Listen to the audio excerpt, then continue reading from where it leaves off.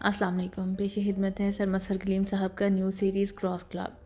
तौसीफ ने car post में रोकी और फिर नीचे उतर कर वो किसी इंग्लिश टोन में सीटी बजाता हुआ बरामदे की तरफ बढ़ा ही था कि उसका नया मुलाजिम रुस्तम तेजी से एक साइड से बिल्कुल इस तरह बरामद हुआ जैसे कोई जिन अचानक नमदार होता है।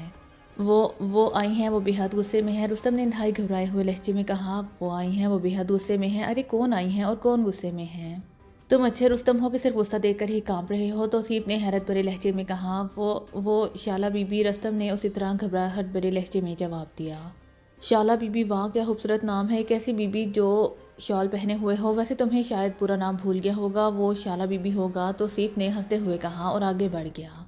जाहिर है इतना तो वो समझ ही गया था कि जिसे रुस्तम शाला कह रहा है वो शहला होगी, और क्योंकि वो उसे कोठी में ना मिला होगा इसलिए यकीनन उसे गुस्से में होना भी चाहिए था। वैसे भी शाला की कांच वो पोर्च में देख चुका था। राजा जी के बाग में दो शाला ओढ़े खड़ी थी। तौसीफ ने ड्राइंग रूम की तरफ बढ़ते हुए बच्चों की मशहूर पहेली की एक फिक्रे को ऊंची आवाज़ में गुनगुनाना शुरू कर दिया। उसके चेहरे पर शरारत भरी मुस्कुराहट रेंग रही थी। तो तुम राजा जी के बाजार में गए थे, कौन खड़ी थी वहाँ दो शाला ओढ़े? तौसीफ के ड्राइंग रूम में दाखिल होते ही सामने सोफे पर बैठी शहला ने फंकारते हुए लहजे में कहा, बूझो तो जाने। तौसीफ ने मुस्कुराते हुए कहा और इत्मीनान से सोफे पर जाकर बैठ गया। अच्छा, मैं ये भी बूझूं, मैं पूछती हूँ, तुम राजा जी के बाग में गए ही क्यों थे? बोलो क्यों गए थे? शहला का गुस्सा अरूज पर आ गया। अगर मैं वहां ना जाता तो वो बेचारी दो शाला ओढ़े खड़े खड़े सूख जाती। तौसीफ ने मुंह बनाते हुए कहा। तो तुम इस दो शाला की खातिर गए थे? ठीक है, जाओ, जितनी बार जी चाहे जाओ, मेरी जाने जूती 10,000 बार जाओ, शहला ने फंकारते हुए कहा और तेजी से उठकर दरवाजे की तरफ बढ़ी। अरे अरे, अब वहाँ जाना फजूल है। अब तो वो शाला दो शाला यहाँ कोठी में पहुँच गई है। तौसीफ ने मुस्कुराते हुए कहा। क्या क्या कह रहे हो? यहाँ कोठी में? ओ तो बात इस हद तक पहुँच गई है। कहाँ है वो? मैं उसे इतनी जूतियां मारूंगी कि जिंदा ज़मीन में दफन हो जाएगी। कहाँ है? बोलो कहाँ है वो? शहला ने तेज़ी से मुड़ते हुए कहा। उसका चेहरा गुस्से से आग बबूका हो रहा था, आंखों से जैसे शोले निकल रहे थे। सोच लो, अगर तुम उसे जूतियां ना मार सकीं तो? तौसीफ ने बड़े मुतमईन लहजे में कहा। क्यों ना मार सकूंगी? मुझे चैलेंज कर रहे हो? मैं इसके साथ साथ तुम्हारी खोपड़ी भी गंजी कर सकती हूँ। समझे? निकालो उसे बाहर, कहाँ छुपा रखा है? शहला का पारा वाकई गुस्से की इंतहाई बुलंदियों तक था। रुस्तम, अरे भाई रुस्तम जमान, बल्कि रुस्तम दौरान साहब। तौसीफ ने चीखकर मुलाजिम को बुलाते हुए कहा। जी साहब। रुस्तम ने दरवाजे पर नमदार होते हुए इंतहाई सहमे हुए लहजे में कहा। वो शाला कहाँ है जिसकी खबर तुमने मुझे दी थी? तौसीफ ने पूछा। तो ये तुम्हारी बदमाशी है, तुमने छुपा रखा है उसे, मुझे क्यों नहीं बताया था? बोलो कहाँ है वो? वो शहला रुस्तम पर उलट पड़ी। माम मैं बेकसूर हूँ जनाब, मैं तो मुलाजिम हूँ जनाब। रुस्तम शहला का गुस्सा देकर और ज़्यादा घबरा गया। बेकसूर? तुम जैसे बदमाशों को मैं अच्छी तरह जानती हूँ, तुम बेकसूर हो। शहला ने पैर से सैंडल उतारते हुए कहा। अरे अरे, इस गरीब को क्यों मारने लगी हो? मैंने इसे इसीलिए तो मुलाजिम नहीं रखा कि तुम इसे जूते मारकर अखबार में ऐलान कर दो कि तुम इतनी बहादुर हो कि रुस्तम को भी जूते मार सकती हो। रुस्तम, बताओ वो दो शाला बीबी कहाँ हैं? तौसीफ ने जल्दी से आगे बढ़कर कहा। ये शाला बीबी तो हैं। रुस्तम ने इंतहाई खौफजदा लहजे में शाला की तरफ इशारा करते हुए कहा। अरे ये तुम इनका कह रहे थे, कमाल है, सारा ख्वाब ही चकनाचूर कर दिया। मैंने सोचा था कि जिस कदर खूबसूरत नाम है इस कदर खूबसूरत और हसीन बीबी भी होंगी। ला हौला वाला कुव्वत। तौसीफ ने बुरा सा मुंह बनाते हुए कहा। उसका अंदाज ऐसा था जैसे उसे रुस्तम के इस जवाब से वाकई बेहद मायूसी हुई हो। क्या क्या मतलब, क्या कह रहे हो तुम? कौन शाला? शहला इस अजीबोगरीब सिचुएशन पर वाकई बौखला सी गई थी। जाओ रुस्तम, तुम जाकर अच्छी सी कॉफ़ी बना लाओ, सारा मूड ही गारत कर दिया है। मैं जब कोठी में दाखिल हुआ तो इस रुस्तम ने मुझे बताया कि शाला बीबी अंदर बैठी है। अब मुझे क्या पता था कि ये शहला कोई शाला कह रहा है। मैं समझा कोई दो शाला ओढ़े हसीन बीबी बैठी होगी। राजा इंदर जी के बाग, माम मेरा मतलब है मेरी कोठी के बाग में। तौसीफ ने उसी तरह मायूसाना लहजे में कहा और आराम से सोफे पर बैठ गया। ओ ये बात है, बेचारे की जुबान ही ऐसी है, शहला कह नहीं सकता। मगर ये तुम क्या कह रहे थे? तो तुम मुझे बदसूरत कह रहे थे, यही बात है ना? शहला ने यकलहत इंतहाई गुस्से से आंखें निकालते हुए कहा। अरे अरे, तुम तो हाँ हाँ गुस्सा कर रही हो। मैंने तुम्हें कब बदसूरत कहा है? क्या बात है, आज और कुछ खाने को नहीं मिला? अगर ऐसी ही बात थी तो फ्रिज फलों से भरा हुआ था, गुस्से की बजाय सेब खा लेने थे, इससे भी गालों पर सुर्खी आ जाती है। तौसीफ ने मुस्कुराते हुए कहा। तुमने नहीं कहा कि शाला कोई खूबसूरत और हसीन बीबी होगी? इसका मतलब है कि मैं खूबसूरत नहीं हूँ, यही मतलब है ना तुम्हारा? शैला ने होंठ चबाते हुए कहा। ला हौला वाला कुव्वत, एक तो तुम्हारी समझ नहीं आती, तुम लफ्ज़ों को अपने ही मानी दे देती हो। मैं तुम्हारे मुतालिक थोड़ा कह रहा था, मैं तो शाला बीबी के मुतालिक कह रहा था। तौसीफ ने गसीले लहजे में कहा। तो मैं और क्या कहूँ? रुस्तम बीबी मुझे ना कहेगा तो और क्या कहेगा? शैला ने उसी तरह गसीले लहजे में कहा। अरे कमाल है, इसका मतलब है कि तुम आज तक अपनी उम्र भी मुझसे छुपाती रही हो। मैं समझा तुम मिस शैला हो, मगर तुम तो बीबी हो। यानी मम मेरा मतलब बीबी तो किसी बुजुर्ग खातून को ही कहा जाता है। मैं तो रुस्तम को अहमक समझता था, मगर वो तो मुझसे भी ज़्यादा तेज़ निकला। एक लम्हे में उसने तुम्हें पहचान लिया। तौसीफ ने इसी तरह आंखें फाड़ फाड़ कर शहला को देखना शुरू कर दिया, जैसे वाकई उसकी सही उम्र का अंदाज़ा लगा रहा हो, और शहला बेख्तियार किलकिलाकर हंस पड़ी। तुमसे तो छोटी हूँ, अगर मैं तुम्हारे कहने के मुताबिक बीबी हूँ तो फिर तुम बाबा हुए, शहला ने हंसते हुए कहा। उसका मूड अब बहाल हो चुका था। चलो मान लिया तुम बीबी हो, तुमने तो चैलेंज किया था कि तुम शाला बीबी को जूते मार कर जिंदा दफन कर दोगी। बुलाऊं रुस्तम को? وہ ٹائر سول چپل پہنتا ہے، توصیف نے مسکراتے ہوئے کہا اور شہلا ایک بار پھر کھلکھلا کر ہنس پڑی۔ اب مجھے کیا معلوم تھا کہ وہ میرے متعلق کہہ رہا تھا، بہرحال چھوڑو، پہلے یہ بتاؤ کہ تم کہاں گئے تھے؟ پتہ ہے میں 1 گھنٹے سے یہاں بیٹھی سوکھ رہی ہوں، شیلا نے کہا۔ بتایا تو ہے کہ راجا جی کے باغ میں گیا تھا، توصیف نے مسکراتے ہوئے کہا۔ کیوں؟ یہ تمہیں باغ میں اکیلے جانے کی جرأت کیسے ہوئی؟ میں مر گئی تھی کیا؟ شیلا نے ایک بار پھر ناک سے شو شو کی آوازیں نکالتے ہوئے کہا۔ اکیلا تھوڑی گیا تھا، توصیف نے سنجیدہ سے لہجے میں جواب دیتے ہوئے کہا۔ ہے تو پھر کون گیا تھا تمہارے ساتھ؟ شیلا نے چونک کر پوچھا۔ اس کے چہرے کا رنگ پھر بدلنے لگا تھا۔ تمہاری یادیں، توصیف نے جواب دیا اور شیلا ایک بار پھر کھلکھلا کر ہنس پڑی۔ سچ بتاؤ کہاں گئے تھے؟ دیکھو مجھے جھوٹ سے نفرت ہے، سمجھی؟ شیلا نے کہا۔ پہلے بتاؤ کہ یہاں کوئی راجا جی کا باغ ہے بھی صحیح؟ توصیف نے مسکراتے ہوئے کہا۔ کیوں نہیں ہے، سینٹرل گارڈن کو تمام لوگ راجا جی کا باغ کہتے ہیں۔ کیوں؟ شیلا نے جواب دیتے ہوئے کہا۔ اچھا، میں سمجھا کہ شاید کوئی نیا باغ بن گیا ہے، وہ تو پرانا سا باغ ہے، 1000 بار دیکھا ہوا ہے، توصیف نے منہ بناتے ہوئے کہا۔ کیا واقعی تم وہاں گئے تھے؟ شیلا نے پوچھا۔ ارے نہیں، تمہارے بغیر بلا باغ میں جانے کا کیا فائدہ؟ اچھی بلی بہار خزاں میں تبدیل ہو جاتی ہے، میں تو مقابلہ حسن دیکھنے گیا تھا، توصیف نے سر ہلاتے ہوئے جواب دیا۔ اور شہلا کا توصیف کے پہلے فکرے سے گلنار ہوتا ہوا رنگ ایک بار پھر تبدیل ہونے لگا۔ مقابلہ حسن، تو تم اب یہ حرفات بھی دیکھنے لگے ہو؟ اس کا مطلب ہے کہ اب تمہارا کردار خراب ہوتا جا رہا ہے، شہلا نے انتہائی غصیلے لہجے میں کہا۔ لہو والا قوت، کیسی باتیں کر رہی ہو؟ کردار کا مقابلہ حسن سے کیا تعلق؟ مقابلہ حسن تو مقابلہ حسن ہی ہوتا ہے، توصیف نے منہ بناتے ہوئے کہا۔ کیا ہوتا ہے وہاں؟ نیم عریاں لڑکیاں ہی ہوتی ہیں نا، وہاں یہی دیکھنے گئے تھے، شہلا نے پھنکارتے ہوئے لہجے میں کہا۔ لڑکیاں اور نیم عریاں، لہو والا قوت، یہ آخر تمہیں کیا ہو گیا ہے؟ میرا خیال ہے تمہیں ہرمل کی دھونی دینی پڑے گی، آنٹی ٹھیک کہتی ہیں کہ جوان جہان لڑکیوں پر سایہ پڑتے دے نہیں لگتی، توصیف نے پریشان سے لہجے میں کہا۔ ٹالو مت، بولو کیوں گئے تھے وہ حرفات دیکھنے؟ بولو، شہلا کو اور زیادہ غصہ آنے لگا تھا۔ ارے خود ہی تو کہتی ہو کہ تمہیں مصوری پسند ہے، اب خود ہی اسے حرفات کہہ رہی ہو، میرا خیال ہے رستم کو بھیج ہی دوں، ہرمن لینے کے لیے 7 سرخ مرچیں بھی لے آئے، کوئی طاقتور سایہ لگتا ہے، توصیف نے کہا۔ مصوری؟ مگر تم تو مقابلہ حسن کہہ رہے تھے، شیلا نے حیران ہوتے ہوئے کہا۔ تو کیا مصوری میں حسن نہیں ہوتا؟ قدرت کا حسن تصویروں میں بھرا نہیں ہوتا؟ میں تو وہاں بڑے شوق سے گیا تھا کہ تم وہاں ہی ملو گی، لیکن وہاں تمہیں نہ پا کر سارا موڈ ہی غارت ہو گیا اور میں مصوری کا یہ مقابلہ دیکھے بغیر ہی آ گیا۔ کہاں تھی تم؟ صبح فون کیا تو پتہ چلا کہ کوٹھی سے غائب ہو، توصیف نے کہا۔ تو شیلا نے اطمینان کا سانس لیا، جیسے اس کے سر سے ہزاروں ٹن کا بوجھ اتر گیا ہو، کیونکہ اسے بھی معلوم تھا کہ آج کل دارالحکومت کی آرٹ گیلری میں کسی آرٹ کونسل کی طرف سے مصوری کا مقابلہ منعقد ہو رہا ہے۔ وہ یہاں آئی بھی اسی لیے تھی کہ توصیف کو ساتھ لے کر وہاں جائے گی۔ کب کیا تھا فون؟ شہلا نے مسکراتے ہوئے کہا۔ 1 گھنٹہ ہو گیا ہوگا۔ کیوں؟ توصیف نے جواب دیا۔ 1 گھنٹہ تو مجھے یہاں ہو گیا، اس کا مطلب ہے کہ میں یہاں آنے کے لیے نکلی تو تم نے فون کیا ہوگا، میرا انتظار تو کرتے، شہلا نے کہا۔ یہ انتظار تو ختم ہونے میں نہیں آ رہا، توصیف نے لمبی سانس لیتے ہوئے کہا اور شہلا کا چہرہ ایک بار پھر گلنار ہو گیا۔ تم خود ہی موسم بہار کی شرط لگا دیتے ہو، ممی کہہ رہی تھی کہ توصیف ایسے نہیں مانے گا، اسے زبردستی دولہا بنانا پڑے گا، شہلا نے مسکراتے ہوئے کہا۔ ارے یہ غضب نہ کرنا، کہتے ہیں زبردستی کا نکاح تو نکاح ہی نہیں ہوتا، آنٹی بھی کمال کرتی ہیں، توصیف نے کہا اور شہلا بے اختیار کھلکھلا کر ہنس پڑی۔ اسی لمحے رستم ٹرالی دھکیلتا ہوا اندر داخل ہوا، اس نے کافی کا سامان درمیانی میز پر لگانا شروع کر دیا۔ صاحب یہ ہاتھ دے کر گیا تھا، ایک لڑکا کہتا تھا کہ صاحب کو دے دینا۔ سامان لگانے کے بعد رستم نے سیدھے کھڑے ہوتے ہوئے کہا اور اس کے ساتھ ہی اس نے ایک لفافہ نکال کر توصیف کی طرف بڑھا دیا۔ ہاتھ؟ اچھا ٹھیک ہے تم جاؤ، توصیف نے چونک کر کہا اور پھر رستم کے ہاتھ سے ہاتھ لے لیا۔ کس کا ہاتھ ہے؟ شہلا نے چونک کر پوچھا، اس کے چہرے پر شکوک کی پرچھائیاں منڈلانے لگی تھیں۔ پتہ نہیں، توصیف نے کہا اور لفافے کو الٹ پلٹ کر دیکھنے لگا۔ لفافہ سادہ تھا، اس پر کوئی تحریر نہیں تھی، اس نے لفافہ کھولا اور اس کے اندر موجود کاغذ باہر کھینچ کر اسے کھولا اور پڑھنے لگا۔ کس کا ہاتھ ہے؟ شہلا نے ایک بار پھر پوچھا۔ میرے ایک دوست کا ہاتھ ہے، توصیف نے جواب دیا اور شہلا مطمئن ہو کر کافی بنانے میں مصروف ہو گئی، لیکن توصیف کے چہرے پر سنجیدگی کے ساتھ ساتھ حیرت کے تاثرات ابھر آئے تھے۔ ہاتھ میں صرف 2 لائنیں لکھی ہوئی تھیں۔ مسٹر توصیف، میں سخت مشکل میں ہوں، پلیز آرام باغ ہوٹل کے ویٹر لاکو کے ذریعے مجھ سے رابطہ کرو، ڈی اے۔ اور توصیف چند لمحے حیرت سے ہاتھ کو دیکھتا رہا، پھر اس نے اسے طے کر کے لفافے میں ڈالا اور لفافہ جیب میں رکھ لیا۔ کیا ہوا، تم پریشان نظر آ رہے ہو؟ شہلا نے کافی کی پیالی اس کے سامنے رکھتے ہوئے چونک کر کہا۔ ایک دوست نے لکھا ہے کہ وہ مشکل میں ہے، اب میں اسے کیا بتاؤں کہ میں اس سے زیادہ مشکل میں ہوں، توصیف نے سر ہلاتے ہوئے کہا۔ کیا مطلب، تم کس مشکل میں ہو؟ مجھے کیوں نہیں بتایا؟ شہلا اور زیادہ چونک پڑی۔ اب مشکل کو کیسے بتایا جائے کہ مشکل کیا ہے؟ توصیف نے مسکراتے ہوئے کہا۔ کیا کہہ رہے ہو؟ کھل کر بتاؤ، کیا کہنا چاہتے ہو؟ شہلا نے غصیلے لہجے میں کہا۔ میرا دوست ہے، اس کی منگیتر بے حد غصیلی اور نک چڑی ہے، غصہ تو اس کی ناک پر دھرا رہتا ہے، لیکن ہے بڑی حسین اور خوبصورت، یہ میں نہیں کہہ رہا، یہ میرے دوست کا خیال ہے، توصیف نے جلدی سے کہا۔ تو پھر اس میں مشکل کی کیا بات ہوئی؟ شہلا نے حیران ہو کر کہا۔ مشکل کی بات تو ہے، اب کون اس قدر غصیلی اور نک چڑی منگیتر سے شادی کرے؟ اس نے مجھ سے اس کا حال پوچھا ہے، اب تم بتاؤ میں اسے کیا جواب دوں؟ میں تو خود میرا مطلب ہے میں اس کی منگیتر کا غصہ کیسے دور کر سکتا ہوں؟ توصیف نے بات کرتے کرتے بات بدل دی، کیونکہ شہلا کا چہرہ پھر بدلنے لگا تھا۔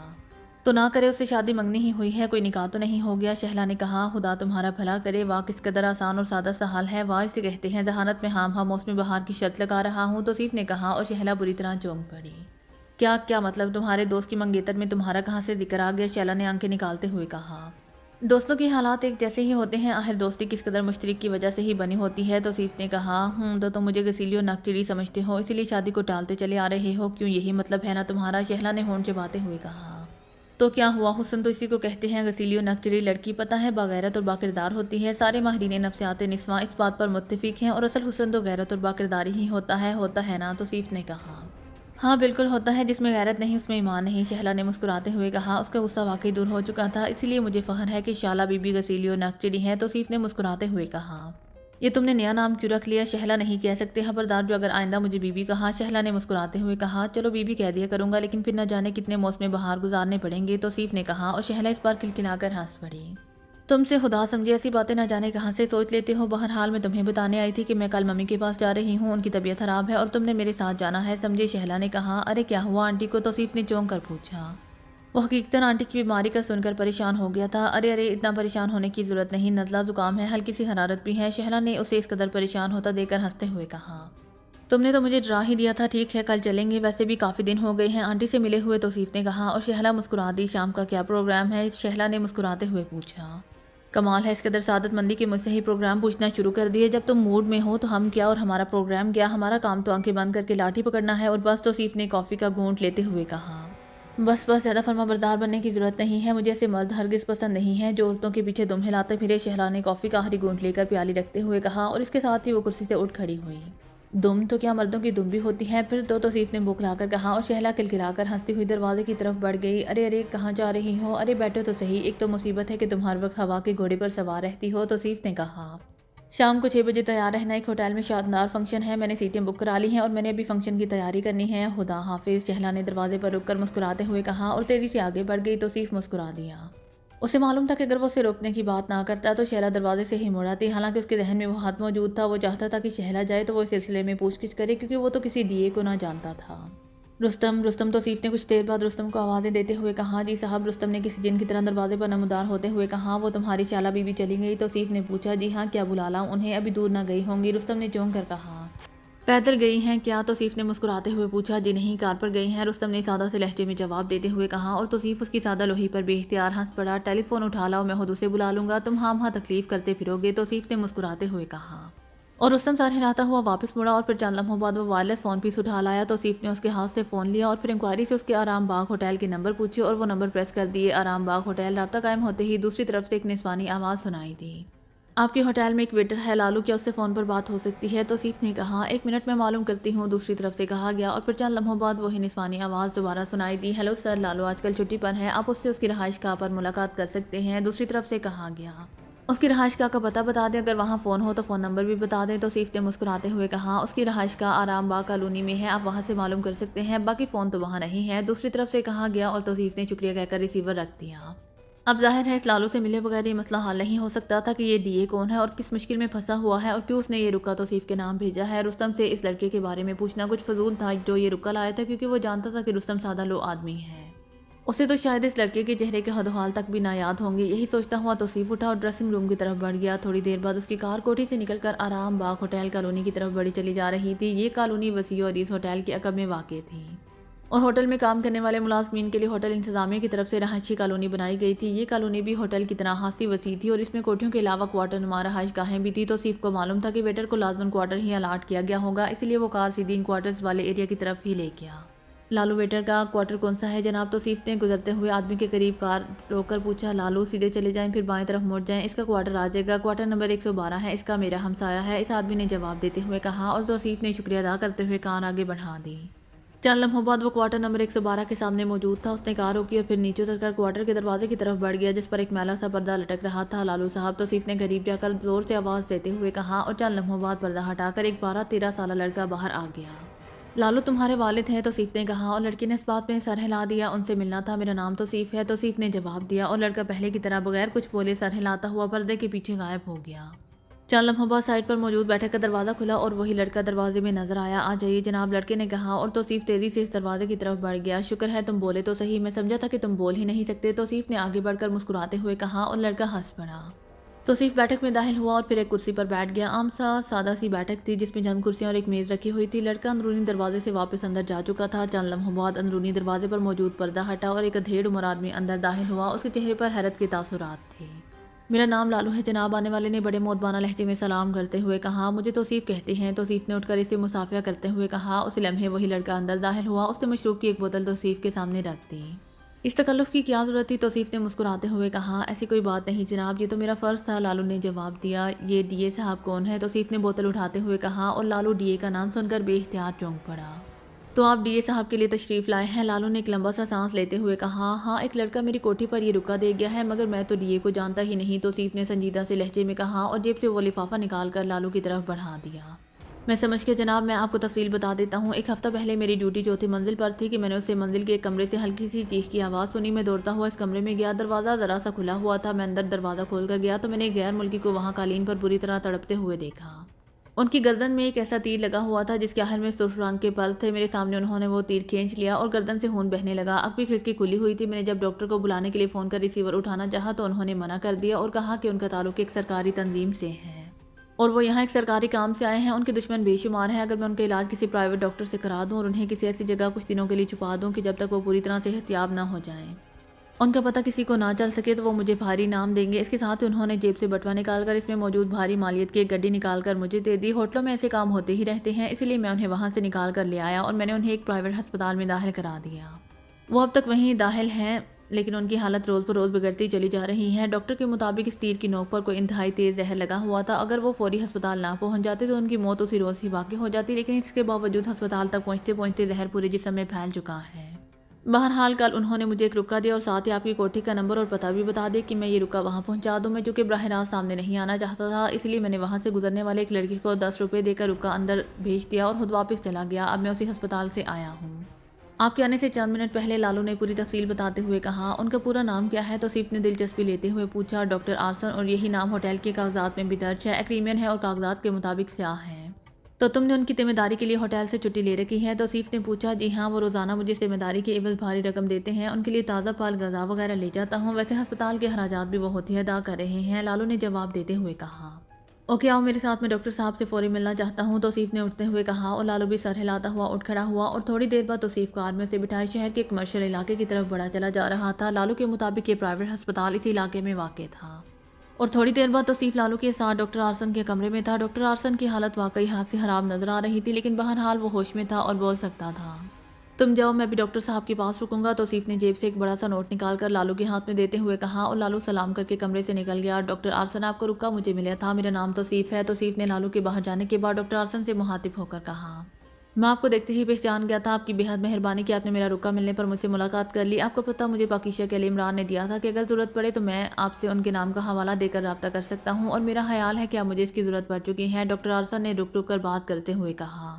اور توصیف عمران کا نام سن کر بے اختیار چونک پڑا۔ عمران صاحب سے آپ کی ملاقات کہاں ہوئی تھی؟ توصیف نے پوچھا۔ ایکریما میں ہی اتفاق سے ملاقات ہو گئی تھی، وہ میرے پرانے واقف ہیں، میرا تعلق ایکریما کی ایک تنظیم بلیو لائن سے ہے۔ میں نے لالو سے تو کہہ دیا تھا کہ یہ سرکاری تنظیم ہے، لیکن دراصل یہ تنظیم اقوام متحدہ کے تحت کام کرتی ہے اور اس کا مقصد منشیات کے خلاف بین الاقوامی طور پر کام کرنا ہے۔ میرا تعلق اس تنظیم سے بطور ریسرچ آفیسر ہے۔ میں مختلف ایشیائی ملکوں میں جا کر وہاں کی زیر زمین دنیا کے افراد سے مل کر انہیں باری رقومات دے کر اس بات کا کھوج لگاتا ہوں کہ اس ملک میں منشیات کی پیداوار اور سپلائی میں کون کون سے گروہ متعلق ہیں، ان کی کیا کیا حدیں ہیں۔ بنیادی معلومات حاصل کرنے کے بعد میں ہیڈ کوارٹر کو تفصیلات مہیا کر دیتا ہوں اور ہیڈ کوارٹر اسی ملک کی انٹیلیجنس اور سیکرٹ سروس یا ایسی ہی کسی بڑی ایجنسی کو وہ معلومات مہیا کر دیتا ہے، اور اس طرح اس ملک میں ان گروہوں کا قلعہ کما ہو جاتا ہے۔ گزشتہ دنوں ہمارے ہیڈ کوارٹر کو مسلسل یہ اطلاعات مل رہی تھی کہ آپ کا ملک منشیات کا گڑھ بن چکا ہے، چنانچہ میں یہاں آنے کے لیے تیار ہو ہی رہا تھا کہ عمران سے ملاقات ہو گئی۔ میں نے جب ان سے آپ کا ذکر کیا تو انہوں نے آپ کا نام، کوٹھی کا نمبر اور پتے کے ساتھ ساتھ فون نمبر بھی بتا دیا، لیکن یہاں آ کر میں اپنے طور پر کام کرتا رہا، لیکن مجھے کوئی خاص معلومات حاصل نہ ہو سکیں۔ صرف ایک گروپ کا پتہ چلا جو بین الاقوامی پیمانے پر منشیات میں ملوث تھا۔ اس گروپ کا نام بلیک روز بتایا جاتا ہے اور سنا ہے کہ کوئی عورت اس کی سربراہ ہے، بس اس سے زیادہ تفصیل معلوم نہ ہو سکی، لیکن ظاہر ہے میں نے اس کا کھوج لگانا تھا، لیکن اس سے پہلے کہ میں کسی خاص آدمی کا کھوج لگاتا شاید انہیں میرے متعلق معلومات مل گئیں۔ ایک ہفتہ پہلے میں اپنے کمرے میں بیٹھا تھا کہ اچانک سرر کی تیز آواز کے ساتھ ہی ایک تیر اس کھلی کھڑکی سے اڑتا ہوا میری گردن میں آ لگا، اور اس کے بعد یقیناً لالو آپ کو سب کچھ بتا چکا ہوگا۔ میرا خیال ہے ان لوگوں کو یقین ہو چکا ہوگا کہ میں اب تک مر چکا ہوں گا، یا ہو سکتا ہے وہ میرے کمرے کی نگرانی کر رہے ہوں، لالو کو بھی میں نے اسی لیے ہوٹل جانے سے منع کر دیا تھا، کہیں وہ اس کے ذریعے میرا کود نہ لگا لیں، لیکن اب میری حالت یہاں خراب ہوتی جا رہی ہے اور مجھے یقین ہے کہ اگر میں کچھ اور عرصہ یہاں رہا تو میں یقیناً ہلاک ہو جاؤں گا۔ میں نے آپ کو تکلیف اسی لیے دی ہے کہ آپ کسی طرح میرے یہاں سے ہیڈ کوارٹر ایکٹیم میں جانے کا بندوبست کرا دیں، اخراجات کی فکر نہ کریں، لیکن کسی طرح میں اس گروپ سے بچ کر یہاں سے نکل جاؤں، آپ کو مجھ پر بہت بڑا احسان ہوگا، ڈاکٹر آرسن نے رک رک کر پوری تفصیل بتاتے ہوئے کہا۔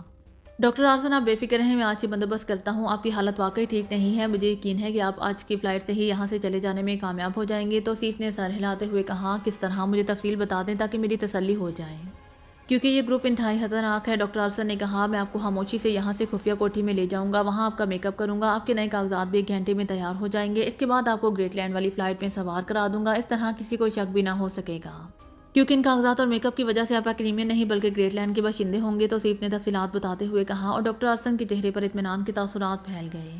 آپ کا بے حد شکریہ، آپ مجھ سے رقم لے لیں اور پلیز فوری بندوبست کریں۔ ڈاکٹر آرسن نے کہا، رقم کی فکر نہ کریں، آپ نے جن صاحب کا حوالہ دیا ہے اس کے بعد آپ کی مدد میرا فرض بن جاتا ہے، میں بھی ڈاکٹر سے بات کرتا ہوں۔ توصیف نے اٹھتے ہوئے کہا، پھر اس سے پہلے کہ ڈاکٹر آرسن کچھ کہتا وہ مڑ کر دروازے سے باہر نکل گیا۔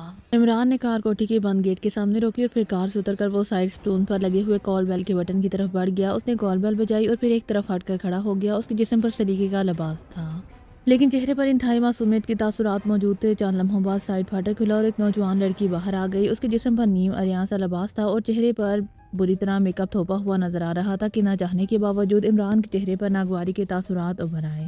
بیگم رضا سے کہو کہ علی عمران سفیدی والا آیا ہے۔ عمران نے کہا، علی عمران سفیدی والا کیا مطلب؟ اس لڑکی نے حیران ہو کر عمران کو دیکھتے ہوئے کہا، آج سے پہلے میں کوٹھیوں میں سفیدی کرتا تھا لیکن آج مجھے احساس ہو گیا ہے کہ کوٹھی سے زیادہ تر کوٹھی کے رہنے والوں کو سفیدی کرانے کی ضرورت پڑتی رہتی ہے۔ کوٹھی میں تو سال میں ایک بار سفیدی ہوتی ہے لیکن کوٹھی میں رہنے والوں کو شاید روزانہ تو کیا بلکہ دن میں 2-3 بار سفیدی کرانی پڑتی ہوگی۔ اس طرح وسیع و عریض دھندے کا سکوپ بن سکتا ہے۔ عمران کی زبان رواں ہو گئی اور لڑکی چند لمحے تو حیرت سے علی عمران کو اور پھر اس کی شاندار سپورٹس کار کو دیکھتی رہی، پھر تیزی سے مڑ کر پھاٹک کے اندر غائب ہو گئی۔ عمران نے کار کا دروازہ کھولا اور اطمینان سے ڈرائیونگ سیٹ پر آ کر بیٹھ گیا۔ تقریباً 10 منٹ بعد پھاٹک کھل گیا اور عمران کار اندر لے گیا۔ پورچ میں ایک بڑی سی جدید ماڈل کی کار موجود تھی اور وہاں گیٹ پر آنے والے لڑکی کی طرح مختلف لڑکیاں ادھر ادھر آتی جاتی دکھائی دے رہی تھیں اور ان سب کے لباس تقریباً نیم عریاں اور چہروں پر میک اپ تھوپا ہوا صاف نظر آ رہا تھا۔ عمران جیسے ہی کار سے اترا، برآمدے میں موجود ایک لڑکی تیزی سے آگے بڑھی۔ آپ کا نام علی عمران ہے؟ اس لڑکی نے مسکراتے ہوئے پوچھا۔ علی عمران سفیدی والا، عمران نے مسکراتے ہوئے کہا۔ آئیے بیگم صاحبہ، آپ کی منتظر ہیں، لڑکی نے مسکراتے ہوئے کہا اور تیزی سے مڑ کر راہداری کی طرف بڑھ گئی۔ ظاہر ہے عمران نے اس کے پیچھے ہی جانا تھا اور چند لمحوں بعد وہ ایک بڑے کمرے میں داخل ہو رہا تھا۔ کمرے کو سٹنگ روم کے انداز میں سجایا گیا تھا اور اس میں انتہائی قیمتی اور شاندار فرنیچر موجود تھا۔ عمران ایک صوفے پر بیٹھ گیا جبکہ اسے لے کر آنے والی لڑکی واپس چلی گئی تھی۔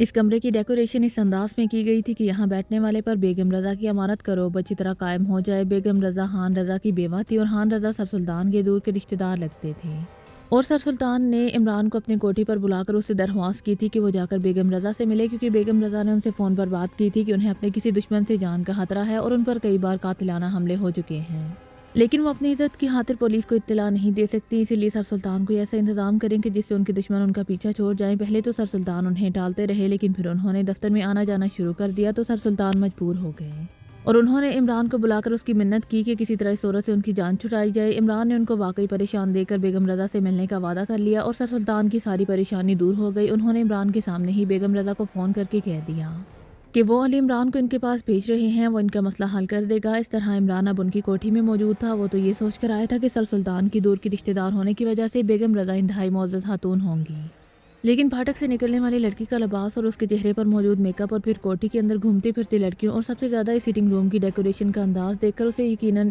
بے حد ذہنی کفت ہو رہی تھی، لیکن ظاہر ہے اب وہ آ گیا تھا تو اس بیگم رضا سے ملے بغیر واپس جانا فضول تھا۔ چند لمحوں بعد ایک ادھیڑ عمر عورت اندر داخل ہوئی اور عمران اسے دیکھتے ہی اٹھ کھڑا ہوا، کیونکہ عمر کے اور اپنے رکھ رکھاؤ کے لحاظ سے وہ بیگم رضا ہی لگتی تھیں، لیکن بیگم رضا نے جس انداز کا لباس پہنا ہوا تھا اور جس طرح اس کے چہرے پر میک اپ تھا، اسے دیکھ کر عمران کا جی چاہا کہ وہ فوراً ہی یہاں سے بھاگ جائے۔ اس کے تصور میں بھی نہیں تھا کہ سر سلطان کی دور کی رشتہ دار عورت اس ٹائپ کی بھی ہو سکتی ہے۔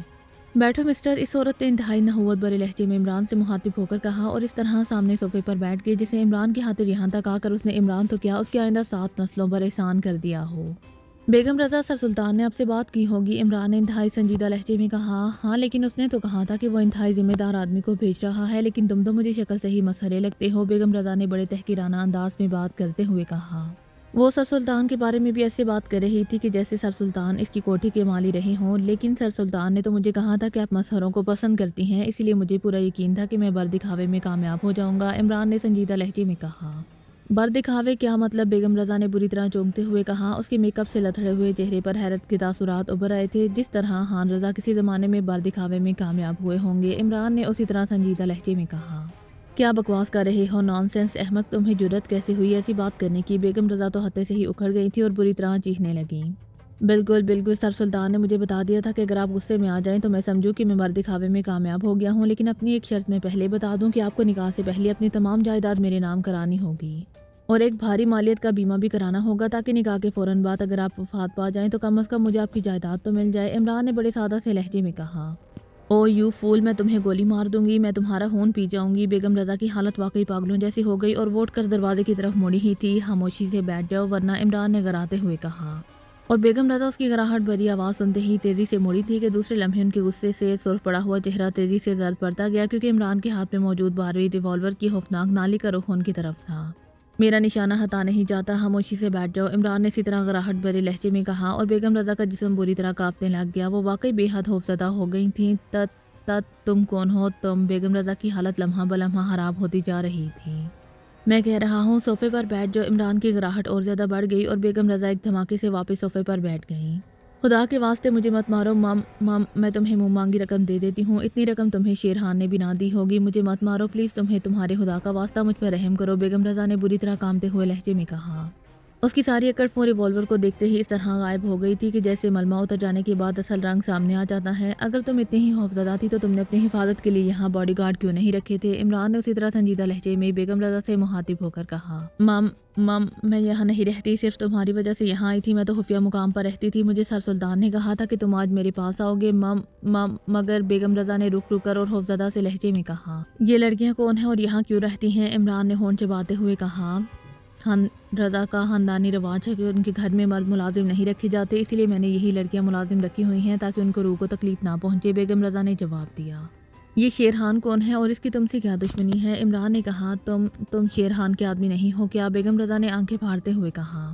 مجھے سر سلطان نے بھیجا ہے، لیکن تم نے جس تحقیرانہ انداز میں سر سلطان کے بارے میں بات کی ہے، اس کا نتیجہ تو یہی نکلنا چاہیے تھا کہ اب تک تمہارے جسم میں کم از کم 10 گولیاں اتر چکی ہوتی، لیکن میں نے اسی لیے لحاظ کر لیا کہ سر سلطان نے تمہیں دور کے رشتہ دار بتایا ہے۔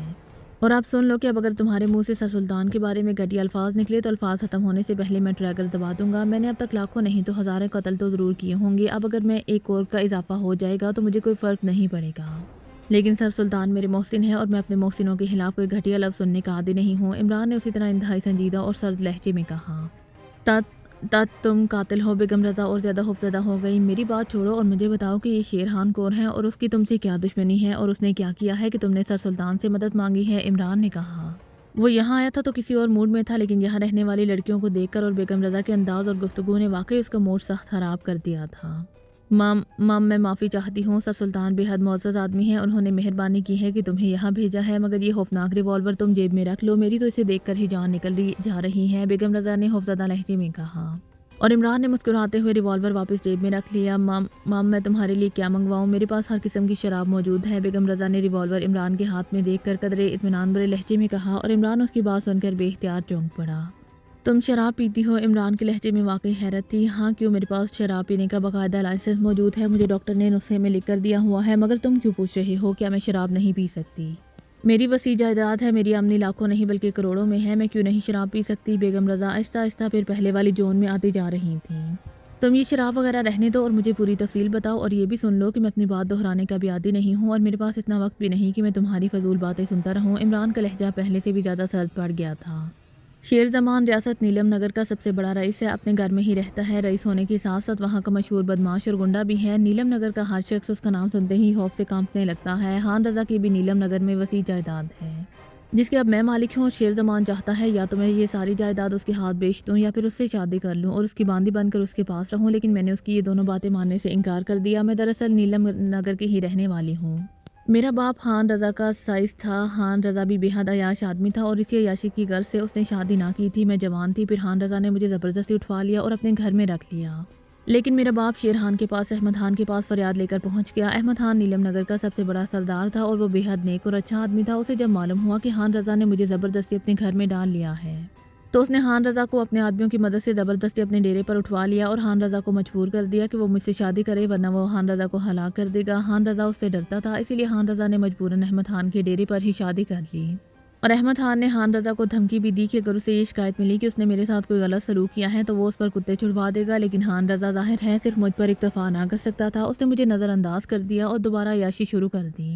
مجھے بھی غصہ آ گیا اور میں نے جا کر احمد خان کو رو رو کر شکایت کر دی۔ احمد خان اپنے آدمیوں کے ساتھ خان رضا کے ڈیرے پر آئے تو وہاں واقعی عورتیں موجود تھیں۔ احمد خان نے اپنے آدمیوں کے ذریعے خان کو اس قدر پٹوایا کہ وہ شدید زخمی ہو گیا اور پھر 2-3 روز تک سسک کر مر گیا۔ اس کے مرنے کے بعد اس کی ساری جائیداد مجھے مل گئی۔ سردار احمد خان نے خود حکام کو کہہ کر خان رضا کی ساری جائیداد میرے نام چڑھوا دی۔ پھر جب تک سردار احمد خان زندہ رہا میں سکون سے رہی، لیکن سردار احمد خان کے مرنے کے بعد اس کا اکلوتا بیٹا شیر خان سردار بنا تو وہ اپنے باپ کے بالکل الٹ تھا۔ وہ خان رضا سے بھی زیادہ عیاش تھا۔ اس نے پہلے تو مجھے شادی کی پیشکش کی لیکن میں نے انکار کر دیا کیونکہ مجھے معلوم تھا کہ وہ صرف میری جائیداد ہتھیانے کے لیے شادی کر رہا ہے۔ وہ شادی کے بعد جب ساری جائیداد پر قبضہ کر لے گا تو مجھے مروا دے گا اور کوئی اسے پوچھنے والا نہ ہوگا۔ بیگم رضا نے جواب دیا، تو اب اس کا کیا حل ہے تمہاری نظروں میں؟ عمران نے ہون بھیجتے ہوئے کہا، تم اس شیطان کو قتل کر دو، جتنا معاوضہ تمہیں چاہیے میں تمہیں دے دیتی ہوں۔ اگر تم نے ہزاروں قتل کیے ہیں تو تمہیں ایک اور قتل کرنے سے کیا فرق پڑ جائے گا؟ تم زبان سے بولو، 1 لاکھ 2 لاکھ 5 لاکھ 10 لاکھ جتنی رقم تم کہو میں تمہیں دے دیتی ہوں۔ بیگم رضا نے پرجوش لہجے میں کہا، ٹھیک ہے میں پہلے شیطان کا جائزہ لے لوں پھر تم سے بات ہوگی۔ عمران نے اٹھتے ہوئے کہا اور تیزی سے دروازے کی طرف بڑھ گیا۔ چند لمحوں بعد اس کی کار بیگم رضا کی کوٹھی سے نکل کر تیزی سے سر سلطان کی کوٹھی کی طرف بڑھی جا رہی تھی۔ اسے یقیناً سر سلطان پر غصہ آ رہا تھا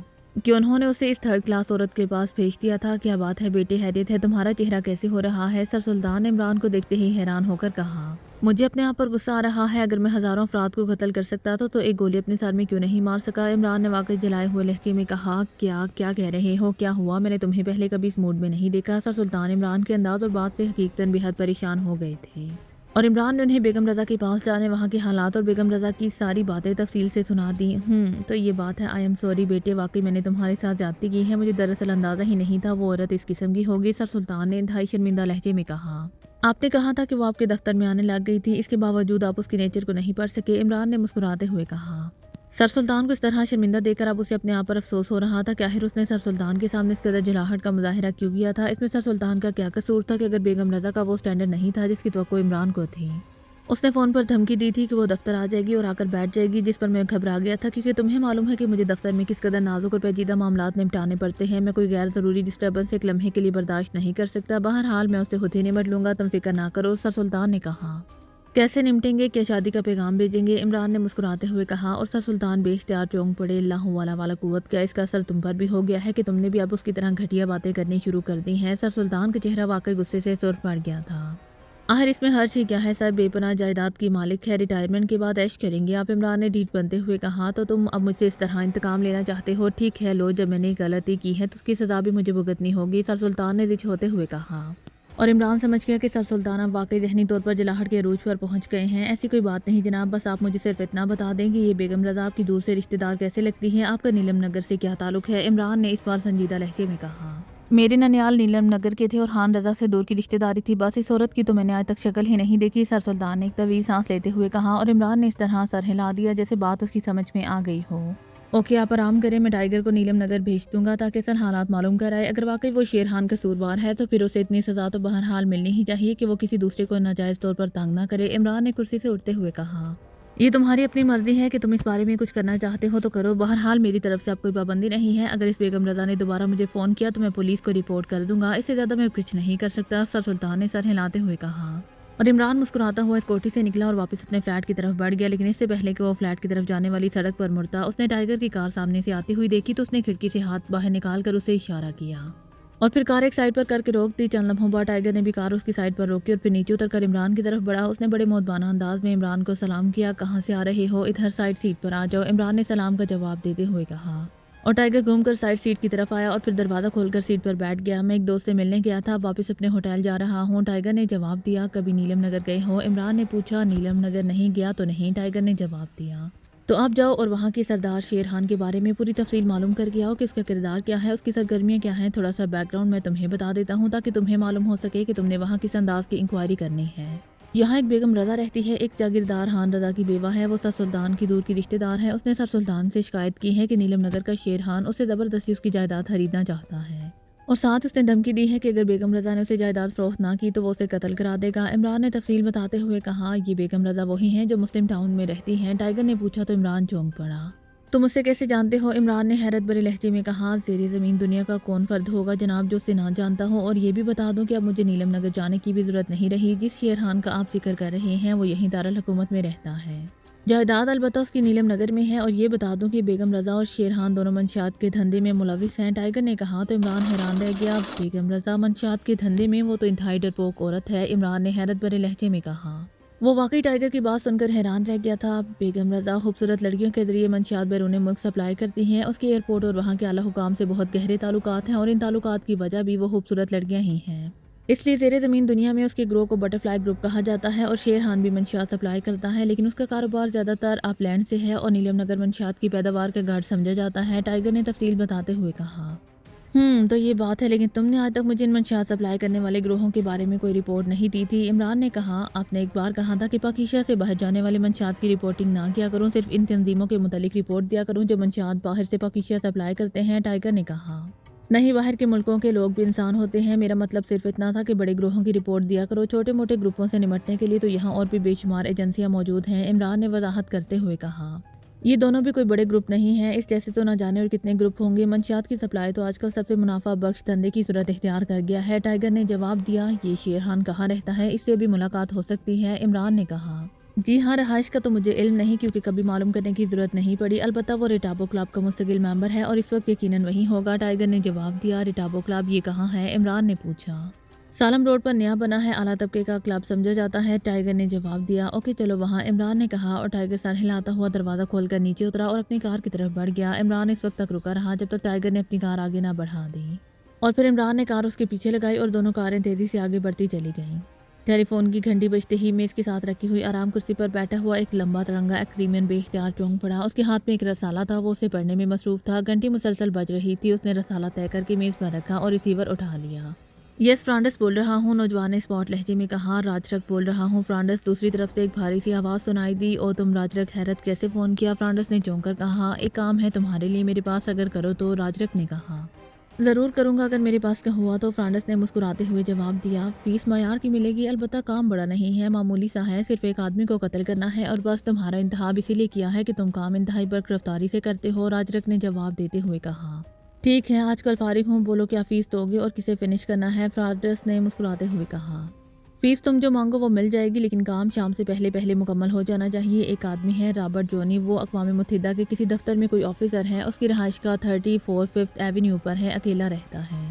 اس نے ایک آدمی ڈاکٹر آرسن سے سینٹرل ہسپتال میں آج ہی ملاقات کی ہے اور اس سے چند کاغذات حاصل کیے ہیں۔ ہمارے آدمی دیر سے پہنچے تھے، وہ کاغذات لے کر پہلے نکل گیا تھا۔ ڈاکٹر آرسن سے ہی اس کا پتہ معلوم ہوا ہے، لیکن وہ فلیٹ بند ہے، اور ہم نے وہ کاغذات آج شام سے پہلے پہلے اس سے بہرحال حاصل کرنے ہیں اور اس کا خاتمہ بھی کرنا ہے، بس یہ کام ہے۔ راجرک نے تفصیل بتاتے ہوئے کہا، تمہارا مطلب ہے کہ اسے میں تلاش بھی کروں، اسے کاغذات بھی لوں اور اسے فنش بھی کر دوں، اور یہ سارا کام شام سے پہلے مکمل بھی ہو جائے؟ فرانڈس نے ایک لفظ پر زور دیتے ہوئے کہا، ہاں، اور اس بات کی پیش نظر تو تمہارا انتخاب کیا گیا ہے، ورنہ تم تو جانتے ہو کہ یہ میرے لیے کوئی مسئلہ نہیں ہے۔ راجرک نے جواب دیتے ہوئے کہا، کس قسم کے کاغذات ہیں؟ کوئی تفصیل؟ فرانڈس نے پوچھا۔ ایک ڈائری ہے، نیلے رنگ کی جلد والی، بس اتنا ہی معلوم ہے، راجرک نے جواب دیا۔ اس کا حلیہ وغیرہ تو بتاؤ، فرانڈس نے پوچھا، اور جواب میں راجرک نے حلیہ بتا دیا۔ اوکے، $10 لاکھ ہوں گے اس کام کی، ڈائری تمہیں رات کو مل جائے گی، فرانڈس نے جواب دیتے ہوئے کہا، ٹھیک ہے، مجھے منظور ہے، ڈائری میرے کلب آ کر مجھے ہی دینا، رقم کہو تو تمہاری رہائش گاہ پر بھجوا دی جائے، چاہو تو تمہارے بینک اکاؤنٹ میں جمع کرا دی جائے۔ راجرک نے کہا، بینک اکاؤنٹ میں جمع کرا دینا، فرانڈس نے جواب دیا، اور دوسری طرف سے اوکے کہہ کر رابطہ ختم کر دیا گیا۔ فرانڈس نے ایک طویل سانس لیا اور پھر ہاتھ مار کر اس نے کریڈل دبایا اور تیزی سے نمبر ڈائل کرنے شروع کر دیے۔ میں جونی بول رہا ہوں، رابطہ قائم ہوتے ہی ایک آواز سنائی دی، لہجہ اسپاٹ تھا، فرانڈس بول رہا ہوں جونی، فرانڈس نے تیز لہجے میں کہا۔ یس، دوسری طرف سے بولنے والے کا لہجہ اسی طرح اسپاٹ تھا، ایک حلیہ بتا رہا ہوں، اسے نوٹ کر لو، فرانڈس نے کہا، پھر اس نے تفصیل سے وہ حلیہ بتا دیا جو راجرک نے اسے بتایا تھا۔ یس، جونی نے کہا، اس کی رہائش گاہ کا پتہ بھی نوٹ کر لو، 34 5th ایونیو، نام ہے رابرٹ جونی، اقوام متحدہ کے کسی دفتر میں آفیسر ہے، میں نے اسے شام سے پہلے پہلے ہر صورت میں فنش کرنا ہے، سمجھ کے؟ فرانڈس نے کہا، ہو جائے گا کام، جونی نے کہا۔ فرانڈس نے اوکے کہہ کر ریسیور رکھ دیا۔ اب اس کے چہرے پر اطمینان تھا، کیونکہ وہ جونی اور اس کے گروپ کے ساتھیوں سے واقف تھا، وہ بھوسے کے ڈھیر سے سوئی اور انسانوں کے جنگل میں کسی بھی آدمی کو تلاش کر لینے کا ماہر تھا۔ اس کے پاس اس قدر بڑی تنظیم تھی کہ وہ ایسے کام بعد اوقات اس قدر جلدی سر انجام دے لیا کرتا تھا کہ فرانڈس کو یوں محسوس ہوتا تھا جیسے وہ آدمی جونی کے ساتھ ہی بیٹھا رہتا ہو۔ فرانڈس کے ساتھ اس کی فیس طے تھی $1,00,000 اور جونی کو معلوم تھا کہ جیسے ہی اس نے آدمی کو تلاش کر لیا $1,00,000 خود بخود اس کے اکاؤنٹ میں جمع ہو جائیں گے۔ فرانڈس نے دوبارہ رسالہ اٹھایا اور اسے کھول کر دیکھنے لگا۔ رسالے میں تحریر کم اور نیم عریاں عورتوں کی تصویریں زیادہ تھیں اور فرانڈس بڑی دلچسپی اور باریک بینی سے ایک ایک تصویر کو اس طرح دیکھ رہا تھا جیسے اس نے ان میں سے اپنے لیے رشتے کا انتخاب کرنا ہو۔ ابھی وہ ان کو دیکھنے میں محو تھا کہ ٹیلی فون کی گھنٹی بج اٹھی اور فرانڈس نے چونک کر ریسیور اٹھا لیا۔ یس فرانڈس بول رہا ہوں۔ فرانڈس نے کہا جونی بول رہا ہوں، کام ہو گیا ہے؟ رابرٹ جونی اس وقت 5th ایونیو کے فلیٹ نمبر 010 میں موجود ہے۔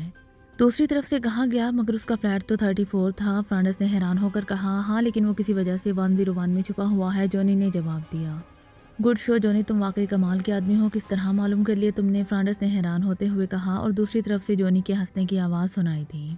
کوئی لمبا چکر نہیں چلا، اس بلڈنگ کے چوکیدار کو رقم دی گئی، اس نے بتا دیا بس۔ دوسری طرف سے جونی نے ہنستے ہوئے کہا اوکے شکریہ۔ فرانڈس نے بھی مسکراتے ہوئے کہا اور ریسیور رکھ کر اٹھ کھڑا ہوا اور ایک سائڈ پر بنے ہوئے ڈریسنگ روم کی طرف بڑھ گیا۔ تقریباً 10 منٹ بعد جب وہ باہر نکلا تو اس کا چہرہ اور لباس بدل چکا تھا۔ وہ تیز تیز قدم بڑھاتا بیرونی دروازے کی طرف بڑھا اور تھوڑی دیر بعد اس کی کار 5th ایونیو کی طرف بڑھی چلی جا رہی تھی۔ 5th ایونیو رہائشی فلیٹس پر مشتمل ایک 4 منزلہ عمارت تھی اور خاص طور پر مشہور تھی۔ عمارت میں پہنچ کر فرانڈس نے کار پارکنگ میں روکی اور پھر وہ تیز تیز قدم اٹھاتا لفٹ کی طرف بڑھ گیا۔ لفٹ میں داخل ہونے سے قبل اس نے سائٹ پر لگے ہوئے فلیٹس نمبروں کی تفصیل چیک کی تو فلیٹ نمبر 101 دوسری منزل پر تھا۔ وہ لفٹ میں داخل ہوا اور اس نے دوسری منزل کا بٹن دبا دیا۔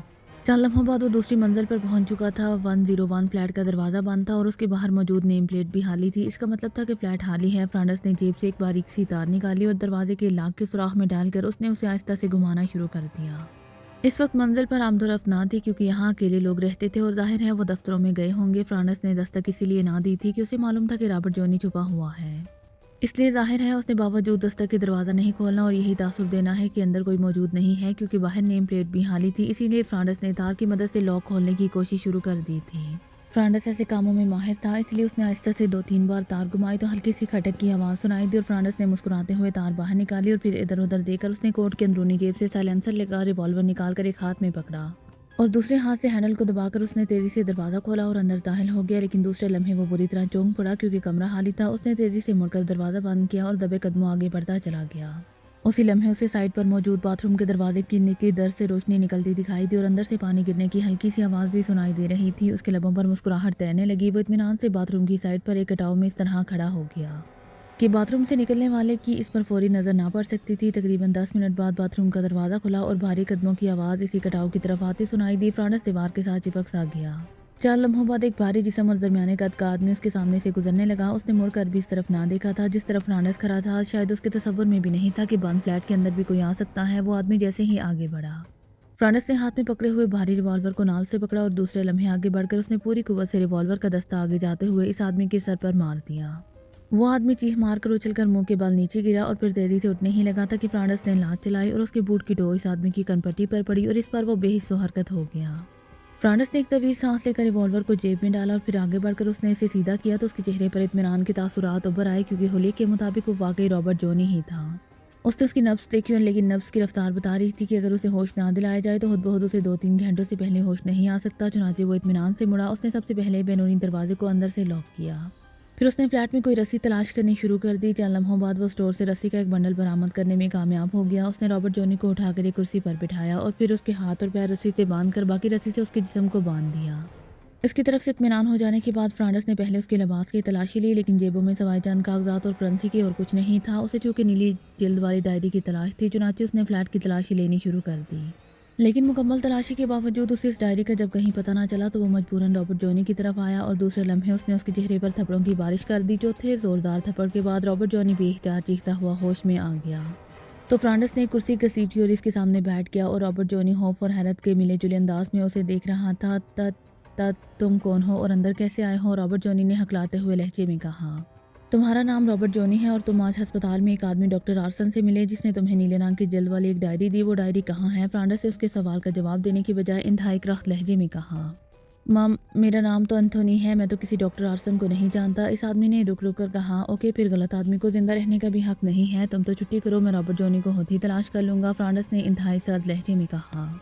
اور جیب سے وہی بھاری سائلنسر لگا ریوالور نکالا اور اس نے بڑے سرد مہرانہ انداز میں اس کی لمبی نال رابرٹ جونی کی پیشانی پر رکھ دی۔ اس کی آنکھوں میں اس قدر سرد مہری تھی کہ رابرٹ جونی بے اختیار چیخ پڑا۔ رک جاؤ، میں ہی رابرٹ جونی ہوں، رابرٹ جونی نے انتہائی خوف سے کانپتے ہوئے لہجے میں کہا۔ سنو رابرٹ جونی، میرے پاس قطعی وقت نہیں ہے، مجھے تمہاری زندگی ختم کرنے کا بھی کوئی شوق نہیں ہے۔ اگر تم مجھے وہ ڈائری دے دو تو میں تمہیں زندہ چھوڑ کر چلا جاؤں گا، ورنہ دوسری صورت میں تمہارا حشر انتہائی عبرتناک ہوگا۔ فرانڈس کا لہجہ واقعی انتہائی سرد اور بے رحمانہ تھا۔ میں نے ڈائری اپنے دفتر میں رکھی ہوئی ہے، وہ کل صبح تمہیں مل سکتی ہے، رابرٹ جونی نے کانپتے ہوئے لہجے میں کہا۔ اگر تم مرنا ہی چاہتے ہو تو ٹھیک ہے، شوق سے مر جاؤ، مجھے کیا اعتراض ہے، فرانڈس نے اسی طرح سرد لہجے میں کہا اور اس کے ساتھ اس نے ٹریگر پر موجود انگلی کو آہستہ سے حرکت دی۔ تو رابرٹ جونی بے اختیار چیخ پڑا، نہ صرف اس کا چہرہ بلکہ پورا جسم پسینے سے بھیگ گیا تھا، آنکھیں خوف کی شدت سے بری طرح پھٹ گئی تھیں۔ رک جاؤ، مت مارو، میں دے دیتا ہوں ڈائری، رابرٹ جونی نے چیختے ہوئے کہا اور فرانڈس نے بغیر کوئی لفظ کہے ریوالور کو ذرا سا پیچھے ہٹا لیا۔ بولو کہاں ہے، فرانڈس نے سرد لہجے میں کہا۔ باتھ روم کی فلش ٹینکی میں، مگر مجھے مت مارنا، رابرٹ جونی نے کانپتے ہوئے کہا اور فرانڈس چونک پڑا۔ اس نے واقعی باتھ روم کو تو چیک ہی نہ کیا تھا۔ وہ تیزی سے مڑا اور قدم بڑھاتا باتھ روم کی طرف بڑھ گیا اور واقعی چند لمحوں بعد فلش ٹینکی سے ڈائری برآمد ہو چکی تھی۔ اس کے اوپر پلاسٹک اسی طرح لپیٹا گیا تھا کہ اندر پانی نہ جا سکے۔ اس نے وہ پلاسٹک علیحدہ کیا اور پھر ڈائری کو کھول کر دیکھنے لگا، لیکن ڈائری کے ورق پر تحریر شدہ عبارتیں اس کی سمجھ میں نہ آئیں تو اس نے ڈائری بند کی اور اسے جیب میں ڈال کر وہ باتھ روم سے نکلا اور دوبارہ رابرٹ جونی کی طرف آ گیا، جو امید بھری نظروں سے اس کی طرف دیکھ رہا تھا۔ اس ڈائری میں کیا درج ہے اور تم نے اسے کسے دینا تھا، اور وہ ڈاکٹر آرسن کون ہے، پوری تفصیل بتاؤ تو تمہیں زندہ چھوڑ دوں گا، فرانڈس نے سرد لہجے میں کہا۔ مم، میرا تعلق بلیو ریبن سے ہے، میں سیکشن چیف ہوں، یہ اقوام متحدہ کے تحت قائم ایک ادارہ ہے جو پوری دنیا میں منشیات پھیلانے والے گروہوں کا سراغ لگاتا ہے۔ ڈاکٹر آرسن ریسرچ آفیسر ہیں، اسے اپلینڈ بھیجا گیا تھا تاکہ وہاں موجود منشیات کے گروہوں کا سراغ لگا سکے۔ وہاں اسے زخمی کر دیا گیا اور وہ چھپ چھپا کر یہاں پہنچ گیا۔ اس ڈائری میں اس نے وہاں کے گروہوں کے بارے میں معلومات لکھی ہیں جو مخصوص کوڈ میں ہیں۔ میں نے یہ ڈائری کل دفتر میں ڈیکوڈ کرنے والے سیکشن کے حوالے کرنی تھی، لیکن مجھے اطلاع مل گئی کہ میرے جانے کے بعد کسی نے ڈاکٹر آرسن کو ہلاک کر دیا ہے، تو میں سمجھ گیا کہ دشمن اس ڈائری کے پیچھے لگے ہوئے ہوں گے۔ چنانچہ میں اپنے فلیٹ کی بجائے اس خالی فلیٹ میں آ کر چھپ گیا تاکہ رات یہاں گزار کر صبح سیدھا دفتر چلا جاؤں گا، رابرٹ جونی نے جلدی سے تفصیل بتاتے ہوئے کہا۔ دفتر جانے کی کیا ضرورت ہے، اگلے جہان بھیج دیتا ہوں تمہیں، فرانڈس نے سرد لہجے میں کہا اور اس کے ساتھ اس کا ریوالور والا ہاتھ بلند ہوا۔ ٹھک کی آواز کے ساتھ ہی رابرٹ جونی کے منہ سے چیخ نکلی اور پھر خاموشی طاری ہو گئی۔ اس کی گردن ایک طرف ڈھلک گئی، بھاری گولی نے اس کی کھوپڑی کو توڑ دیا تھا۔ فرانڈس نے ریوالور کو جیب میں رکھا اور اس طرح بیرونی دروازے کی طرف مڑ گیا جیسے اس نے کسی انسان کی بجائے کسی ضرر رساں کیڑے کو ہلاک کیا ہو۔ تھوڑی دیر بعد اس کی کار اس بلڈنگ سے نکل کر دوبارہ اپنی رہائش گاہ کی طرف دوڑی چلی جا رہی تھی۔ رہائش گاہ پہنچ کر اس نے میک اپ اور لباس تبدیل کیا، پھر اس نے میز پر رکھے ہوئے فون کا ریسیور اٹھایا اور نمبر ڈائل کرنے شروع کر دیے۔ یس راجرک بول رہا ہوں، دوسری طرف سے راجرک کی آواز سنائی دی۔ فرانڈس بول رہا ہوں راجرک، فرانڈس نے مسکراتے ہوئے کہا۔ ہاں کیا بات ہے، کچھ پتہ چلا اس رابرٹ جونی کا، دوسری طرف سے راجرک نے انتہائی اشتیاق بھرے لہجے میں پوچھا۔ نہ صرف پتہ چل گیا ہے بلکہ وہ اب تک عالم بالا تک بھی پہنچ چکا ہے، ڈائری میرے پاس موجود ہے، اگر کہو تو ابھی دے دوں اور چاہو تو رات کو ساتھ لے آؤں، یہ تمہاری مرضی پر منحصر ہے، فرانڈس نے اسپاٹ لہجے میں کہا۔ واہ واہ فرانڈس، تم واقعی باکمال آدمی ہو، کہاں سے فون کر رہے ہو، رہائش گاہ سے، دوسری طرف سے راجرک نے انتہائی مسرت بھرے لہجے میں کہا۔ ہاں فرانڈس نے جواب دیا۔ اوکے میں خود آ رہا ہوں، تمہارا فون آنے سے پہلے میں رقم جمع کرانے کے لیے کہنے ہی والا تھا، میں رقم ساتھ ہی لے آتا ہوں، دوسری طرف سے کہا گیا۔ ٹھیک ہے لے آؤ، میں تمہارا انتظار کر رہا ہوں، فرانڈس نے کہا اور ریسیور رکھ کر اس نے میز پر رکھی ہوئی گھنٹی بجا دی۔ چند لمحوں بعد دروازہ کھلا اور ایک نوجوان اندر داخل ہوا۔ جیک گرین کلب کا راجرک آ رہا ہے، اسے فوراً میرے پاس لے کر آنا، فرانڈس نے آنے والے نوجوان سے کہا۔ یس باس، نوجوان نے جواب دیا اور تیزی سے واپس مڑ گیا۔